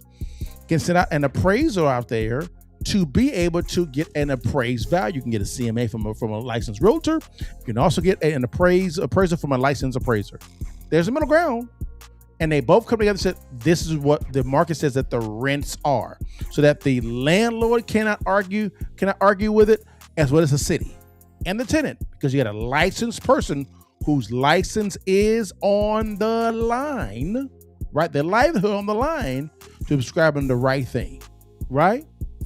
And if you don't like the appraisal, you can also go report them to the appraisal management company or to the New York Appraisal Association. The state, like this is in place now. I think it's bad practice for a city to get into the business of capping rents. That is a terrible prescription because you're not taking into account the cost to maintain the real estate, specifically older real estate. That's all I'm saying. When I say socialist policies will destroy New York, I'm talking about these policies without taking into account the entire context, which is what I'm seeing take place in New York City. Not based on Liddell's opinion. Look at the numbers. Look at the facts. Facts don't care about your feelings. It cares about facts. That's it. This is a simple prescription, not hard. The question is, there's a local government in New York, the tenants as well in New York, as well as the rent stabilization owners in New York want to come together and get a deal done based on sense, not on political ideology. Real simple. There's a system already in place. Use the damn system. My word. No damn sense, y'all. Now, guys, let's go over to Chicago real quickly. Now, Chicago is in a little bit of trouble as well also, right? They actually have a real big budget issue right now. They really do. right? It's not as bad as New York, but New York actually has Wall Street that can help it there, right? Chicago really didn't have that, and they're about to lose one of their biggest business partners, which is the Chicago Bears, to Indiana. They have a bad situation to the point to where 700 teachers have been laid off for the Chicago public school system. 700 teachers laid off. Let's go. Okay? Let's dive into it. Here we go. Let's get into it. $146 million. That is the year-end budget deficit for the city of Chicago. But it is nothing compared to the projected shortfall in 2026. CBS News Chicago investigator Megan DeMar breaking down those numbers for us. And Megan, even the most optimistic outlook seems pretty grim. Right, Marie, we're talking about a $1 billion deficit for 2026. And the city's budget director warned that is an optimistic outlook for the future. Have we eaten our vegetables before we're asking for the taxpayers at all levels and other units of government to give us dessert? It's a fair question from Civic Federation President Joe Ferguson, who says this year's $146 million deficit is actually better than the original projections. He says it's this number, $1.149 billion, that should raise alarms. That tells us that number is real. And that is a very big number. It's about as big a number as the city has had to deal with. Share prices are assumed to limit consumer spending. During a virtual briefing on the forecast, the city's budget director and Mayor Brandon Johnson pointed to a couple of reasons for the ballooning deficit, including lower than expected tax revenue, increasing overtime budgets and expensive city settlements, healthcare costs skyrocketing about 18.2% in 2026. Usually the increase is less than half of that. Jeez. And this matter is adopted by the board. As of last night, not being able to count on Chicago Public Schools for the Municipal Employees Annuity Benefit Fund payment. The city is not banking on property tax increases other than the natural growth due to new properties. During the presentation, Mayor Johnson reiterated his concern that budgets have been historically balanced off the backs of working people. Just know that I've said from the very beginning that the ultra-rich and our large corporations have to do more. Ferguson said the city needs to trim as much fat as possible before asking taxpayers for more money. How do you eat an elephant? The answer is always one bite at a time. Let's not get ahead of ourselves. Let's deal with what's immediately in front of us. That's a real number, 1 billion to 1.4 billion. And there's work to be done, and there's good budgeting principles by which you can go about it. And the city also forecasted cuts to federal grants. The city of Chicago received about $6 billion at the height of the pandemic, but that is expected to slide to $2 billion by the year 2028, Marie. So again, guys, Chicago is in trouble. They're in some trouble, guys. They really are. And that was at the beginning of 2026. Now they're kind of near the middle, right? And they're looking.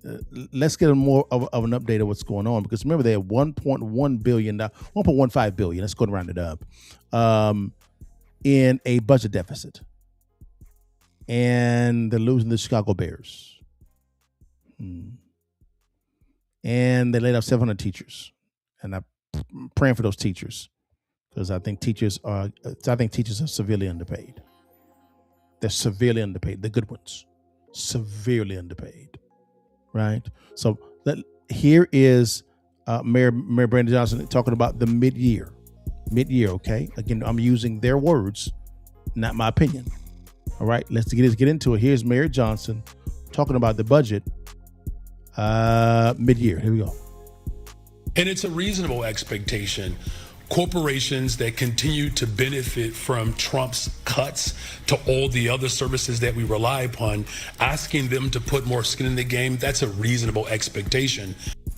Mayor Brandon Johnson still thinks that there's a path forward for his millionaire and billionaires tax. He wants to use that money to help make up for a $130 million budget shortfall. So we got Brett Bagansky here. Now, Brett, the mayor did not sign, but also did not veto this budget. So that's what happened back in December. So this is the budget we're working on. So we're in that midpoint right now. So here's how that ended up working. So by taking no action, the budget ended up passing. You may remember it was $16.7 billion. and it was supposed to close a $1.2 billion budget gap, which included selling Chicagoans' outstanding debt to collectors and selling advertising spots on city light poles and cars. However, the mayor said not one person or company has decided to buy into those proposals, and the mayor criticized the alders who signed the alternative budget by not passing his proposals like a corporate head tax. But at the same time, the mayor is saying his progressive revenue measures are outperforming expectations like online sports gambling taxes and social media taxes. So the mayor feels the city should take it a step further by implementing a millionaires and or a billionaires tax. Wow, another tax. Progressive revenue is structurally and economically sound, and we've proven that. How? You know, again, as far as our other options, I believe that we have to look at every single option that's available to us, whether it's the city level or state level, for progressive revenue. We just have a few obstinate individuals that are more aligned with the interests of corporations that are ultimately stalling what could be a full-out revolution in this city. And the people of Chicago want it. They want it desperately. I'm going to fight hard every single day to ensure that that actually comes to fruition. However, we spoke with some alders who found the mayor's budget assessment to be misleading. Alders Samantha Nugent and Brian Hopkins told us the mayor's administration slow-walked or didn't even try to implement their ideas to raise revenue for the city. So they feel that the mayor's proposal to tax corporations more is just short-sighted, arguing it could put Chicago at a competitive disadvantage if we were to implement those ideas. His administration was the one that is in charge of administering these new revenue sources, particularly things like debt collection. That's an administrative responsibility. The legislative branch can't do anything about affecting that other than set the budget, which we've done. And he has really dropped the ball. You know, his administration told us when we passed the budget that they didn't intend to follow up with some of these requirements that we imposed by passing it with the city council majority. So next week, City Council is going to be holding a hearing where it's part of the mid-year budget outlook. So Alderman Hopkins said City Council can still course correct, and he feels that they have the votes necessary in order to do that there. But also you have the mayor saying this is the opportunity to work collaboratively because in just the next couple of months, we got to talk about next year's budget as well. So again, Chicago right now is at a $1.15 billion deficit. They don't have a deal in place at all. They're floating out a wealth tax. The city council said no to the head tax, which Rahm Emanuel actually got rid of during his tenure a couple terms before Brandon Johnson. It seems to be the scale. Chicago is kind of in disarray when it comes to their finances right now. It really does. And I hope they get it together, because I don't think that it was a good idea to let go of 700 teachers have been let go from the Chicago public school system. 700. Wow. Now, guys, during this whole debate over this entire budget issue, Mayor Brandon Johnson thought it was wise to change the ordinances, right, for the city of Chicago, for the rental ordinance.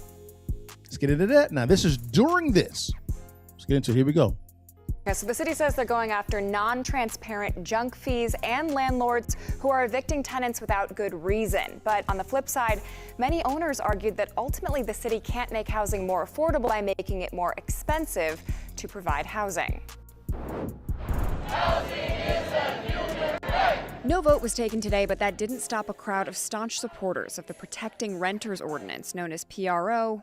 The rental registry would make ownership and repeated violations easier to track. And gives the department the power to hold bad landlords accountable. From turning out to say that times have changed. And the protections for renters need to change too. If we will build the new housing our city needs, but we must ensure new investment creates opportunity and not displacement. The ordinance would require landlords to provide a valid reason before evicting a tenant or declining to renew a lease. The city argued some landlords use evictions as a tool for displacement and gentrification.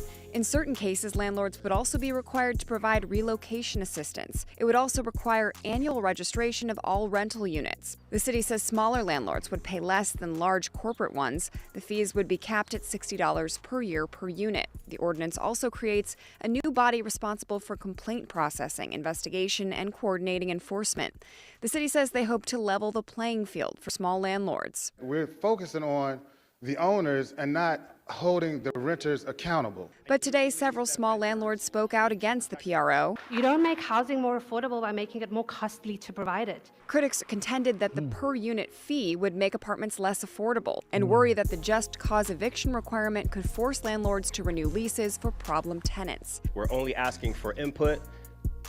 We want to provide proper housing. I think the big concern that we have is what big companies are buying property by the thousands, keeping those property empty, evicting people, left and right. Committee on Housing and Real Estate Chairman Alderman Byron Sigcho Lopez told me he hopes to put the ordinance in front of full city council for a vote in the fall and stressed this is still a draft. So we're trying to incorporate feedback.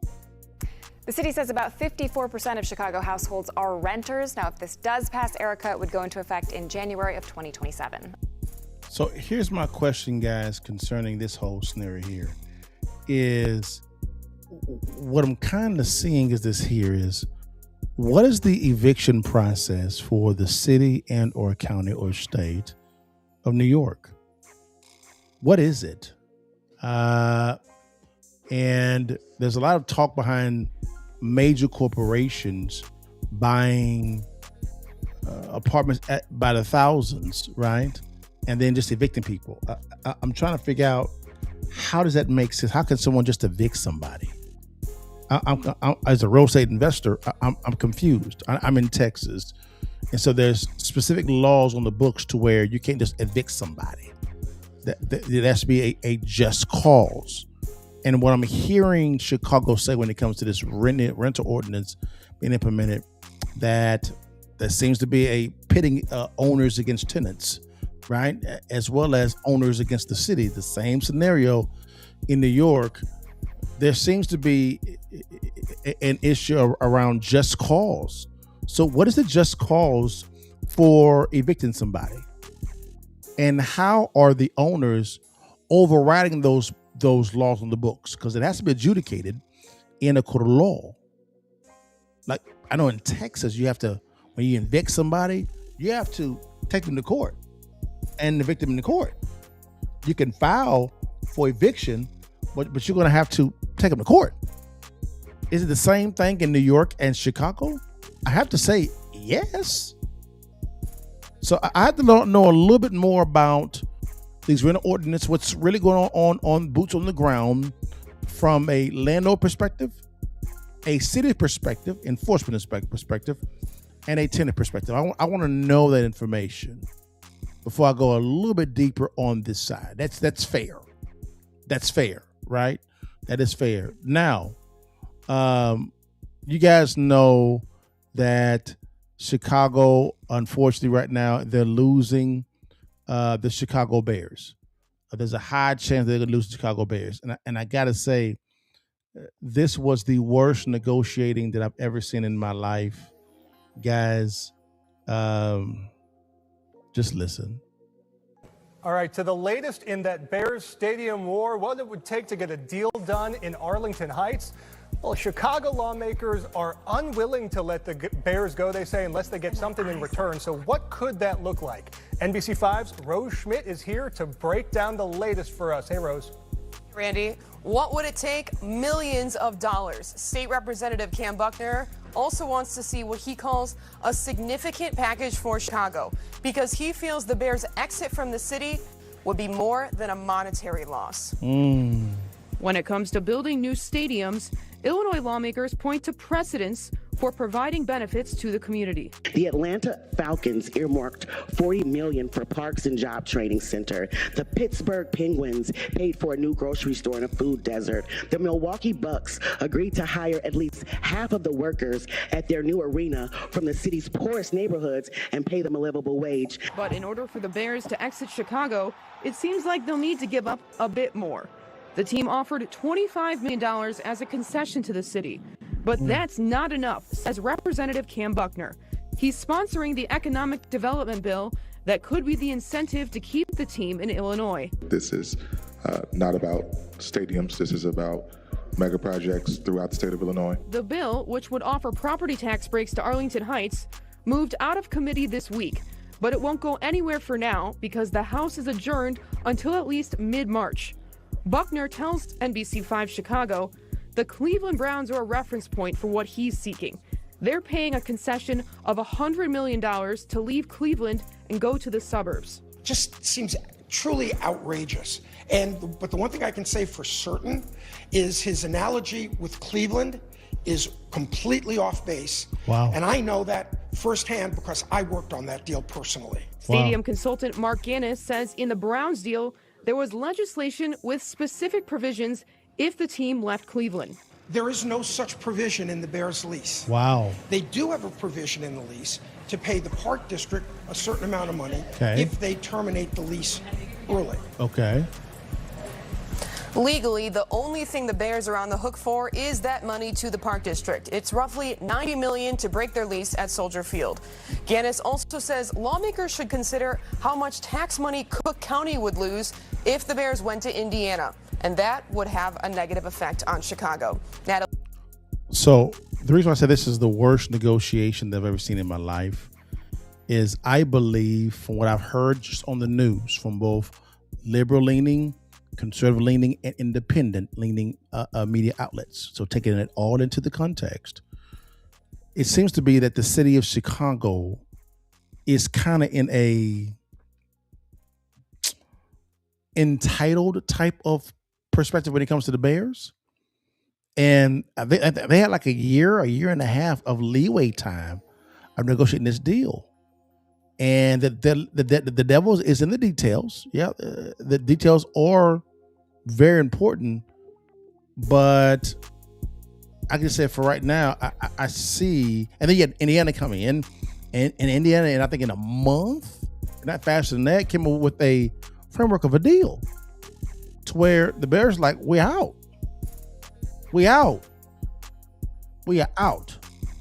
And the city of New York, the city of Chicago loses the Bears. That is a big black eye. The Chicago Bears playing in Indiana. It kind of smells like when the city of Dallas lost the Dallas Cowboys because of Mayor Laura Miller, right? That bad deal that she had, and they lost the Cowboys to the city of Arlington. Now the city of Dallas has lost the Dallas Mavericks and the Dallas Stars. So there would be no teams professionally playing in the city of Dallas, but in the suburbs. Wow. This is what it smells like, a bad negotiating. But hey, it's what it is, guys. Chicago, wake up. Wake up. You can do better than this. Better than this, guys. Now, guys, let's go to our Protect the Bag series real fast, guys. And I want to bring that in real fast. And I want to talk about a topic to me that is very important to me. And I think that we started this type of segment because with the economy being the way it is, I believe that giving counsel on how to protect the bag, guys, was something. So here's our segment on protecting the bag. Here we go. Network hustle. All right, guys. Here. Oh, hold on. That's not what I wanted. What happened to my thing? 1 second. There we go, guys. Here we go. This is the Protecting the Bag series, right? And I want to focus on the digital banking blueprint, building wealth through the modern financial technology, guys. Let me tell you something that you may not know. Back in the early 2000s, really kind of mid to late 2000s, deregulation of electricity was a big deal. I'm in Texas, and TXU at the time was the gorilla in the room. And when that actually happened, right, it was like a significant transfer of wealth. Because for the first time, we as consumers could choose, right, our own electrical providers. Yeah, TXU, Reliant Energy, Ambit Energy, Stream Energy, Zoom Energy. You had all of these energy companies, what they call retail electric providers, that actually came out, right? And there was a significant wealth transfer on a consumer level, a small business level, and an enterprise level, right? So whenever there is a deregulation of some sort, right, or a changing of an industry, guys, a wealth transfer always happens. This is the reason why we're talking about digital banking, right? Let me kind of give you a little bit of details behind this, and then I'm gonna bring in someone to talk a little bit more about it real quickly, guys. Is you guys have heard of companies like, you know, of course, the traditional people company like Wells Fargo, Bank of America, Chase, stuff like that, right? Those are the main big boys. Citibank. You got those small to mid-sized banks as well, also those regional and small city banks. Those are traditional banks where you can get up, go open up a bank account, money market account, savings account at those places. You can do it a lot of times from your phone, a lot of times now, right? Well, those traditional banks were paying some yields in those money market accounts and also CDs, right? Well, there came the birth of digital banks. You've heard of them. SoFi, Nubank, Chime, Venmo, banks like that. Those are called digital banks. SoFi, right, came into fruition based on student loans. So that their main business back in the day was student loans. Well, they got so effective at student loans, they were able to go from student loans to credit cards to savings accounts to deposit accounts. Mortgage. Now they're in the mortgages now, so they've grown fairly big. So you begin to see, right, with SoFi how they're able to grow. Now SoFi has the name and the rights for SoFi Stadium where the Rams and the Chargers play at. That's how big they've gotten, right? Then you have Chime, right? Venmo, right? Cash App. Those are digital banking products, right? Stripe, digital banking products. They have made billions based on this deregulation. And I'm saying deregulation from my perspective, right? So let's bring in and see what's going on. You got to the point to where Jamie Dimon talked about, yeah, digital banks are competition for JP Morgan Chase, but we don't want to come in and begin taking over our payment processing, stuff like that. So there was some talk from Jamie Dimon, the Chairman CEO of JP Morgan Chase, that he was a little bit concerned from a competition standpoint about digital banks. Again, this is a deregulation of digital banks. You begin to see it when President Trump, when he got into office, passed the Stable Act. Now they're going to pass the Clarity Act. I'll go into those, what that is, later on, right? But that added to the digitalization of banking, right? So let's bring in some individuals real fast to give a little bit more of a clearer perspective what this is. And I believe, guys, next to real estate, this is going to be one of the biggest wealth transfers in the next 5 to 10 years. Biggest transfers of wealth that you're ever going to see, in my opinion, in my lifetime. Let's get into it, guys. Here we go. Let's get into it. Are you still paying with one of these?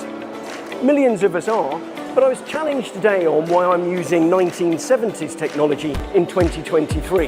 How we move and save and store money and access credit has never been easier or safer or more accessible for millions of people. Mainly down to mobile wallets such as these and technology.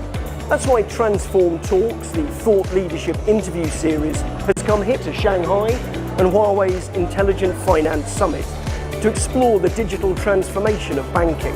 Brett King is one of the summit's keynote speakers.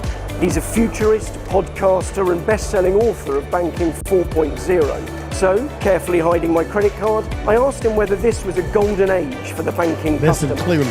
Financial inclusion has been a tremendous boon. Notice he said financial inclusion. He used that word for a reason. I like that word. I do.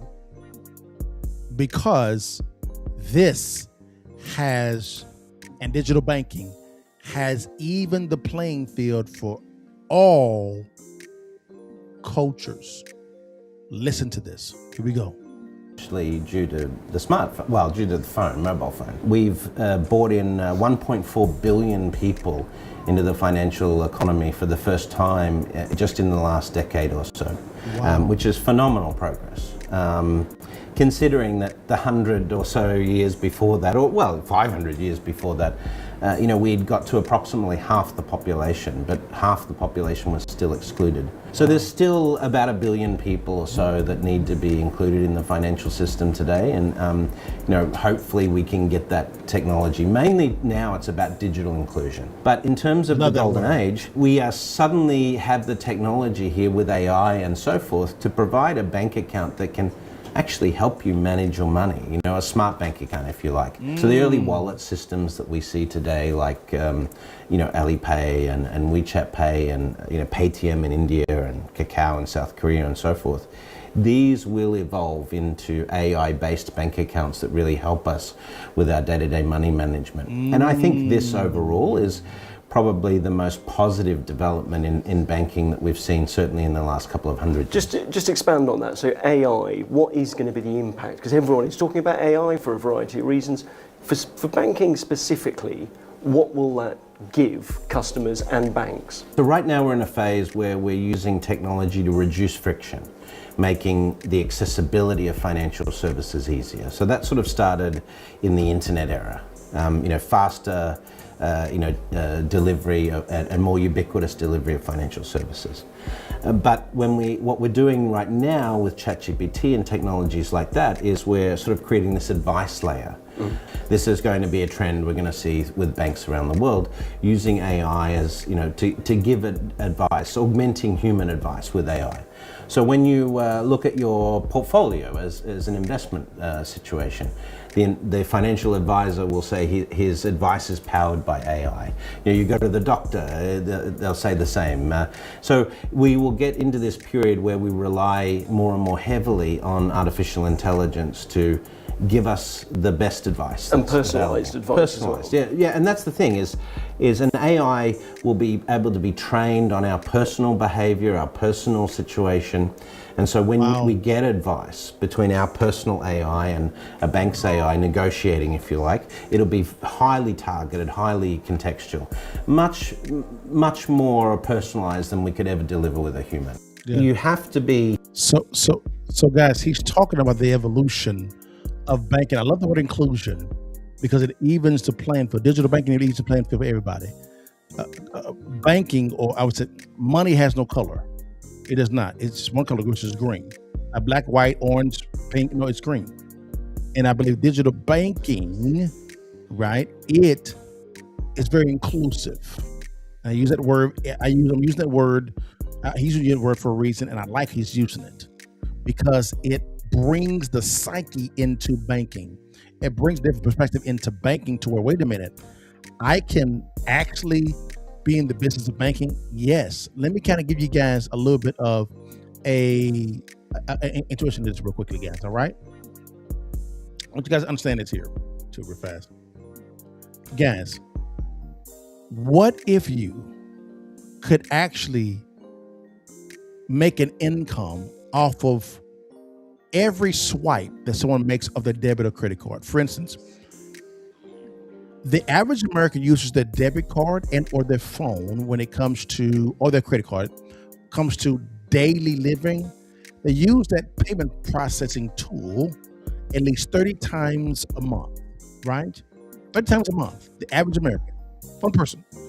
Now, think of this. What if you were actually making a nickel per swipe or per tap off one person.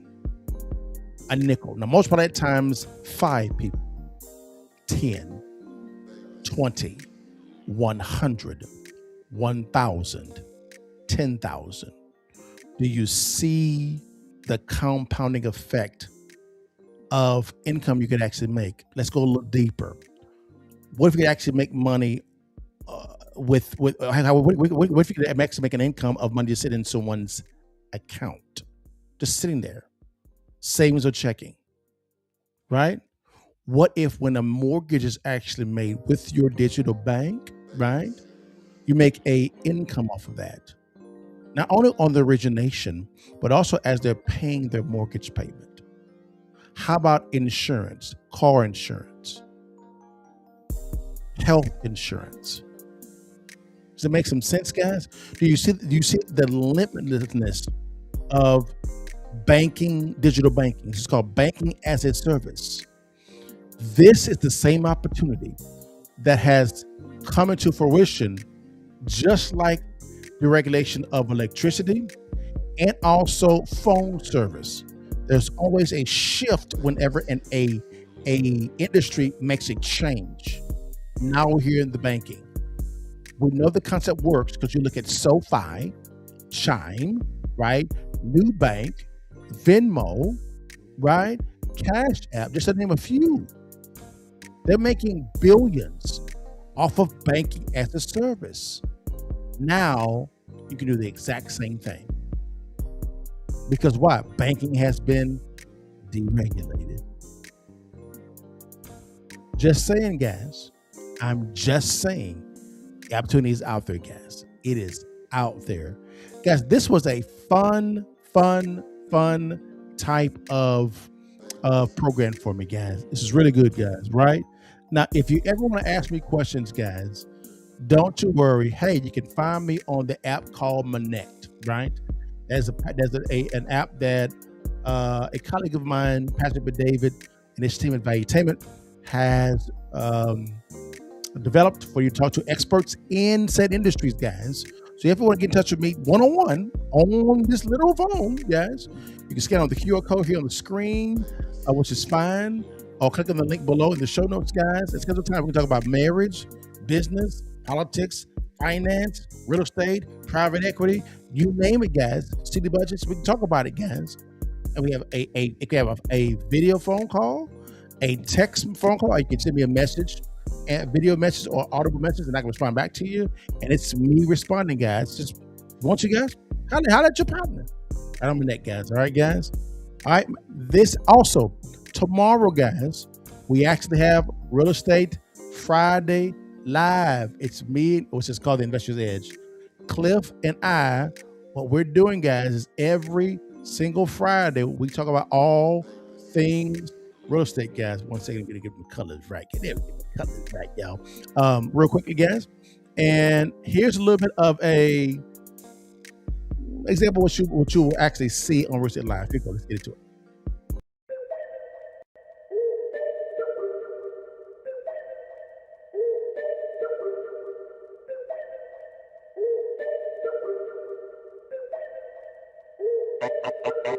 Okay.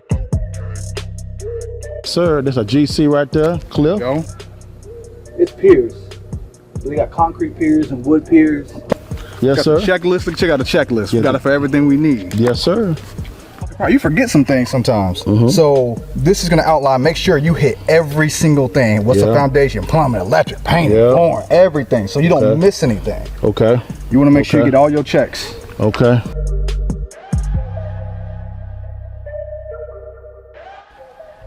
I want to introduce you guys to Cliff Hunter. Cliff is a world-renowned flipper. He actually flips. He's also a GC as well. He's a good contractor. When it comes to all of our renovations, all over the nation, you'll talk to this guy right here.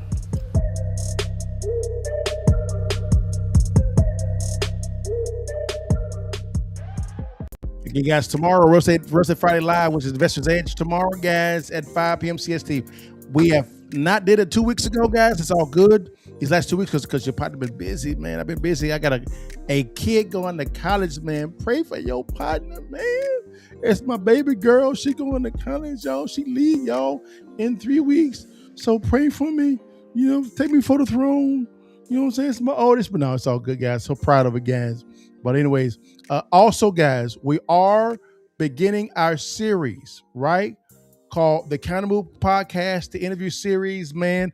We got some bangers coming up, man.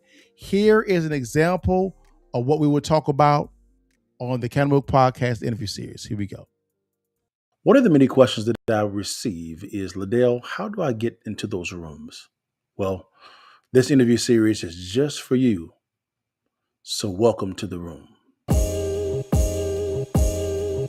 We on now. They respect us cause we on now. Money up, run a whole town, don't we? This power money can't slow down. Money won't slow down. Ooh, we doing a lot. How we got on top. How we got on the top. Network and hustle.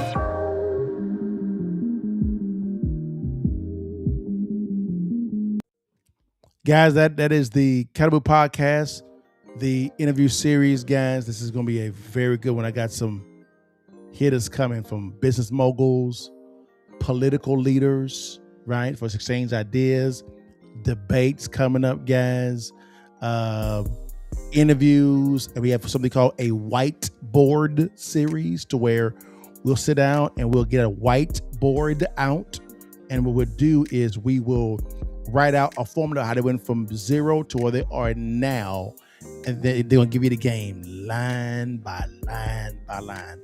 Everybody, guys. So that's what's going on there, guys. But guys, thanks so much for your time. God bless you. I hope I had some value today. We went a little bit long, but it's all good. I hope I gave you some value, guys. You know how I end every time. Before you leave, baby, while you can, you see that thing. Hit that picture for your mama and them, and holler at your partner. God bless you, guys. See you guys tomorrow. All right, y'all. Peace. What's good, guys? It's your partner Dale here, man. Hey, I always say that when it comes to real estate, I think this is the best time. The next 3 to 5 years is the best time, in my opinion, to begin to invest in real estate. Whether you are a seasoned investor or a novice investor, this is the best time, in my opinion, to invest in real estate. Now, why would I say that? It's very simple. Whenever there is some stagnation within the real estate industry, that's the best time to get deals, right? Deals are what attract the capital, right? A good deal will always attract good capital. Now, what's a good deal? Well, I like buying distressed properties below wholesale. The skill to buying right is learning how to locate distressed properties in your city, county, or state. Now, the good thing about it is we are giving away a free ebook called Distressed Property Investing. We talk about different ways of locating distressed properties in your city, county, state, what to look for, who to call, things of that nature. It is free. Once you master this type of skill of locating distressed properties, you'll never be broke ever again, because good deals attract the right capital. All right, guys? So to get the free ebook, click on the link below, scan on the QR code here on the screen, or you can DM us the word real estate and my team will get you out this free ebook. Again, it's completely free. Just want to get you this information so you can begin to get the bag while buying real estate. Stay blessed and holla at your butt. Bill Gates once said, banking is necessary, banks are not.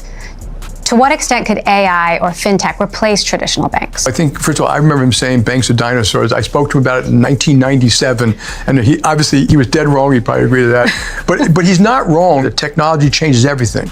And if anyone is complacent or arrogant or think that because you have a big position today, you're going to have a big position tomorrow, that's a mistake. But then you have to define, what is banking?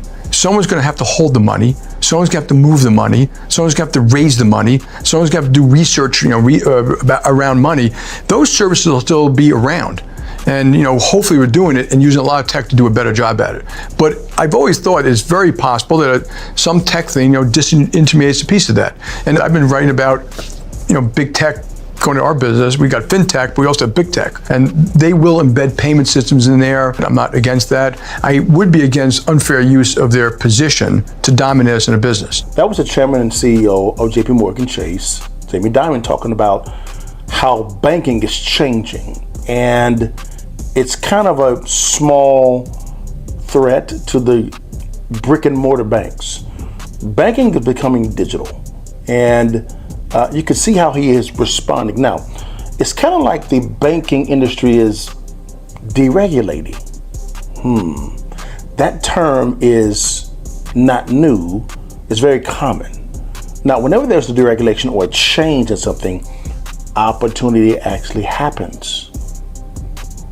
I'll give you an example. The average American swipes their debit or credit card or uses their phone 30 times a month. Now, what if you actually making a nickel per swipe as the average American goes about their day? Now multiply that total times 10 people, 20, 100, 1,000 people. You're getting paid per swipe. That's just one banking service. This is called banking as a service.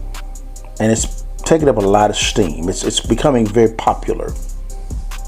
If you want more information about digital banking or banking as a service and how you can potentially benefit from this type of deregulation, click on the link below or comment the word banking and I'll see you the information. You are one decision away from changing the entire trajectory of your life. Stay blessed and holla at your partner.